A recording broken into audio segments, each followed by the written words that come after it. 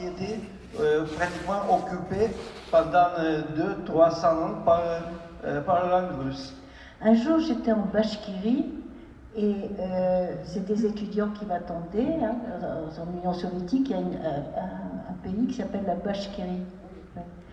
Et les étudiants m'attendaient, les étudiants de lettres, et ils m'ont fait une conférence sur l'utilisation du qui et du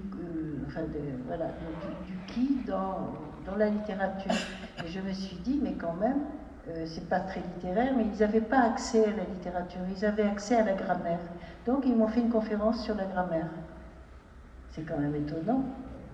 mais ça appuie ce que vous êtes en train de dire, c'est-à-dire la langue, une œuvre littéraire pour garder la langue, qui n'est pas une œuvre littéraire pour transformer ou faire évoluer un genre littéraire. Et quel est le genre littéraire? Avec le russe, il y a dizaines d'histoires très intéressantes.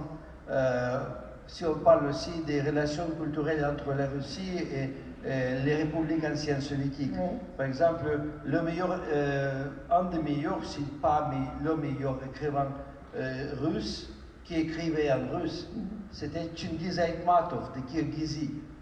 Et les Kirghizes sont très fâchés parce qu'ils pouvaient écrire en kirghize. Parce que kirghize, c'est une langue qui existe, avec la littérature, avec une tradition orale.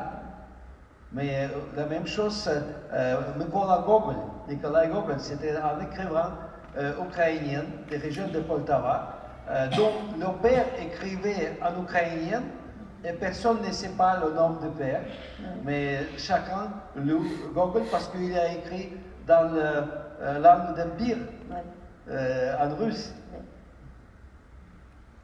Qu'est-ce que